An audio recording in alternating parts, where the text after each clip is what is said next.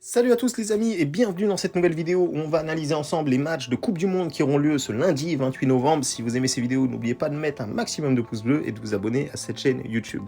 Donc les amis, on a dépassé les 10 000 abonnés sur YouTube, je vous en remercie déjà d'une part, et j'espère qu'on va continuer sur cette belle lancée, on prend vraiment des abonnés tous les jours, donc c'est pour ça que je vous souhaite à chaque fois la bienvenue, et je remercie également tous ceux qui ont laissé des commentaires sur la chaîne YouTube hier, avant-hier, ça fait vraiment plaisir, je lis tout à chaque fois, et vraiment ça fait chaud au cœur de savoir que vous encaissez et que vous suivez avec nous les pronostics de cette Coupe du Monde.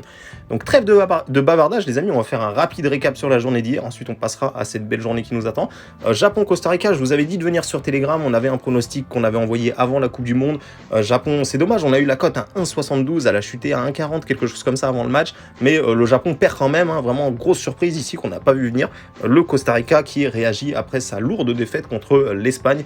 C'est vraiment dommage pour les Japonais qui avaient vraiment un gros coup à faire, mais c'est comme ça, il y a des surprises qu'on ne peut pas voir venir tout simplement les amis.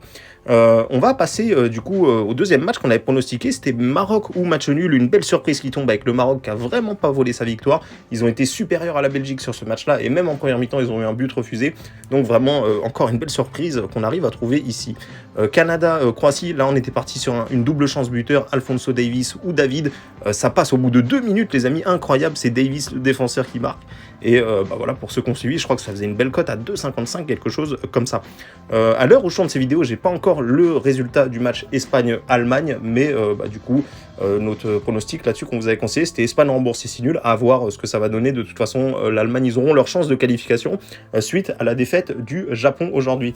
Donc voilà les amis, on a fait le petit récap, vous l'avez vu, on est encore une fois plutôt pas mal, et on va essayer de renouveler encore une fois une belle journée sur ce début de semaine de Coupe du Monde. Donc Cameroun-Serbie, la Serbie qui a fait, je trouve, un très bon match contre le Brésil. Pour ceux qui s'en souviennent, eh bien en première mi-temps ils ont complètement fermé le jeu, le Brésil a eu très peu d'occasions et par la suite le Brésil en deuxième mi-temps a changé un petit peu de style et franchement ça a été quand même mine de rien compliqué, hein. Même si la Serbie s'est pas procuré beaucoup d'occasions, j'ai trouvé qu'ils ont opposé une très belle résistance au Brésil, et je vous le dis les amis, pour moi la Serbie c'est vraiment une très bonne équipe. Je les vois plus forts que le Danemark par exemple, je les vois plus forts que la Croatie par exemple, et pour moi ils vont peut-être se qualifier dans ce groupe là, hein. Donc vraiment pour moi ici il y a un petit écart de niveau, je pense que la Serbie devrait l'emporter 2-0. Le Cameroun a quelque chose à montrer aussi, hein. Attention, c'est pas une équipe non plus dégueulasse. Au premier match, ils n'ont pas forcément eu de chance contre la Suisse, ils prennent le premier but. Mais voilà, pour moi quand même la Serbie reste quand même un cran au-dessus. Ils ont quand même fini devant le Portugal lors des qualifications. Et pour moi, l'effectif est tout simplement supérieur. Je vais vous donner Serbie gagnant, c'est coté à 1,77. Et en score exact, je vois bien une petite victoire 2-0 de la Serbie. Ça va être compliqué de leur marquer des buts, hein. Franchement, même le Brésil, vu comment ils ont galéré, à mon avis, ça va être très compliqué pour les autres équipes de leur mettre du but. On va passer au match Corée du Sud-Ghana. Ça, c'est des vrais matchs de Coupe du Monde, les amis. Une équipe asiatique contre une équipe africaine. Ça va être intéressant de voir le style de jeu des deux équipes, ce que ça va nous donner. On a vu que la Corée du Sud a fait plutôt un bon match contre l'Uruguay, où ils auraient pu gagner, hein. Franchement, ils auraient aussi pu perdre, hein. Il y a eu des occasions un petit peu des deux côtés. Et la Corée du Sud, c'est un peu comme l'Uruguay au niveau de la défense. Je trouve que ça défend très bien. Ça subit franchement plutôt très peu d'occasions. Et le Ghana de l'autre côté aussi, hein. Attention, ils ont quand même montré des choses intéressantes contre le Portugal au dernier match. Mais ici, je pense que le style de jeu me laisse penser qu'on peut assister à un 0-0. Il y en a énormément depuis le début de la compétition. Ça a déjà été le cas de la Corée du Sud. Je serais pas surpris qu'il y ait une équipe qui enchaîne 2 fois 0-0, tout simplement parce que voilà, la Corée du Sud, c'est une équipe qui est vraiment très forte en défense, je trouve, mais qui devant a un petit peu de mal à finir les actions, tout simplement. Donc voilà, je serais pas surpris que cette équipe-là nous fasse un deuxième 0-0. Le Ghana a eu pas mal d'espace, a eu pas mal de situations contre le Portugal, mais voilà, contre la Corée du Sud, ça risque d'être un match un petit peu différent. Je vais partir ici sur un match nul remboursé si Corée du Sud gagne, ça fait une cote à 1,80. Donc le HNB, hein, c'est tout simplement le match nul remboursé si Corée du Sud gagne. Vous avez le pari qui est déjà proposé sur Betclic, ou sinon il suffit de le faire soi-même. Ou alors une autre alternative qui peut être intéressante, étant donné que je m'attends à un match plutôt fermé avec cette équipe de Corée du Sud. Pourquoi pas aller chercher par exemple le moins de 2,5 buts dans ce match, ou bien alors les deux équipes ne marquent pas. Encore une fois, ça suivrait le scénario que j'imagine avec une rencontre plutôt fermée. On va passer maintenant au match vraiment intéressant, ça va être le Brésil qui sera privé de Neymar, hein, qui est sorti sur blessure au premier match.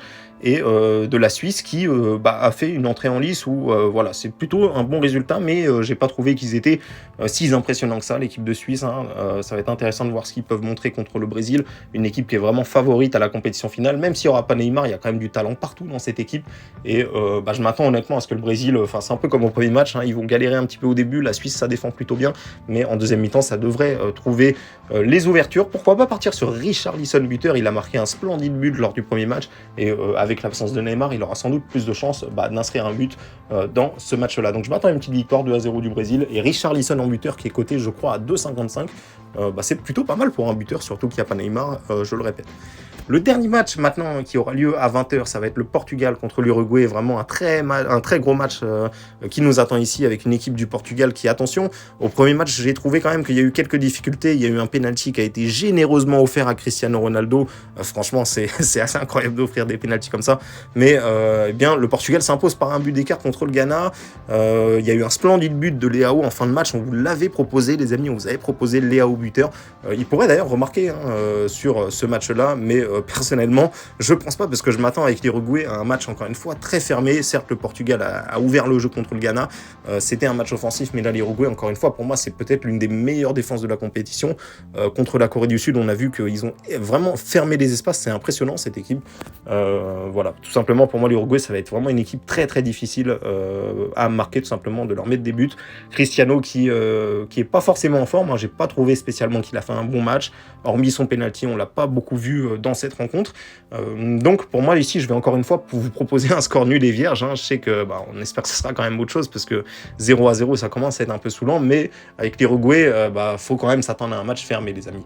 Donc Uruguay au nul, sinon qui peut être une alternative, hein, pour ceux qui veulent tenter un petit coup. Uruguay au nul qui est quand même coté à 1,85 les amis, c'est pas dégueulasse, hein. Ça va être un match équilibré, je pense que l'une ou l'autre équipe, s'il y a victoire dans ce match là, ça devrait se décanter par un but vers la fin. Voilà les amis, j'espère que cette vidéo vous a plu. Encore une fois, n'oubliez pas, si vous souhaitez suivre mes pronostics personnels, de rejoindre le canal Telegram. Vous avez le lien dans la description ou dans les commentaires. Et on se dit du coup à demain pour une autre vidéo, ou à tout de suite sur le canal Telegram.